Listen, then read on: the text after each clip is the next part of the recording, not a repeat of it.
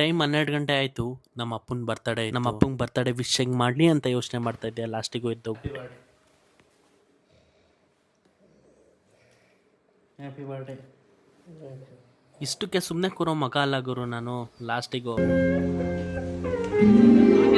ನಮ್ಮ ಅಪ್ಪನ birthday celebration ಮಾಡೇ ಬಿಟ್ಟೆ ಗುರು.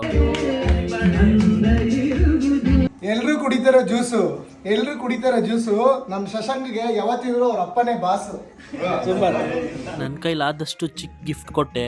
ನಮ್ಮ ಅಪ್ಪನ ಖುಷಿಲಿ ಸದಾ ಚಿರಋಣಿ ಗುರು. ಬರ್ತಡೇ ಲಾಸ್ಟ್ ಮೂಮೆಂಟಲ್ಲಿ ಏನು ಗಿಫ್ಟ್ ಕೊಡಲಿ, ಯಾವ ಥರ ಇವೆಂಟ್ ಮಾಡಿಸ್ಲಿ, ಯಾವ ಥರ ಅಂತ. ಸೊ ನನ್ನ ಸಕ್ಸಸ್ಗೆ ಕಾರಣ ಆಗಿದ್ದೆ ಖೋಖೋ ಇವೆಂಟ್. ನಾನು ಯಾವ ಥರ ಯೋಚನೆ ಮಾಡಿದ್ನೋ ಅದಕ್ಕಿಂತ ಡಬಲ್ ಆಗಿ ಮಾಡ್ಕೊಂಡು ಕೊಟ್ಟಿದ್ದೀರಾ ನನಗೆ ಇವೆಂಟ್. ಸೊ ಈ ವಿಡಿಯೋ ನೋಡ್ತಾ ಇರೋರಿಗೆಲ್ಲ ಹೇಳೋದಿಷ್ಟೇ, ಇವೆಂಟ್ ಮಾತ್ರ ನಾನು ಅನ್ಕೊಂಡಿರೋಕ್ಕಿಂತ ಸಾಕಾಗಿ ಬಂದು ನಾನು ರೆಫರ್ ಮಾಡೋದೇ ಖೋಖೋ ಇವೆಂಟ್ಸ್. ನಿಮಗೆಲ್ಲ ರೀತಿಯ ಡೆಕೋರೇಷನ್ಸ್ ಇವೆಂಟ್ಸ್ ಮಾಡ್ಕೊಂಡು ಕೊಡ್ತಾರೆ. ಅವ್ರ ಇನ್ಸ್ಟಾ ID ನಂಬರ್ ಹಾಕಿರ್ತೀನಿ, ದಯವಿಟ್ಟು ಹೋಗಿ ಕಾಂಟ್ಯಾಕ್ಟ್ ಮಾಡಿ. Thank you so much kho-kho event ತುಂಬ ಚೆನ್ನಾಗಿ ಮಾಡಿದ್ರಿ, ಥ್ಯಾಂಕ್ಸ್.